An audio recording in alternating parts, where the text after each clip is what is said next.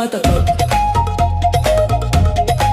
Isinusumpa ko sa ngalan ng lupa, isinusumpa ko sa ngalan ng dugo. Walang kasalanan, ako'y tatayo hanggang sa huli. Ako'y totoo.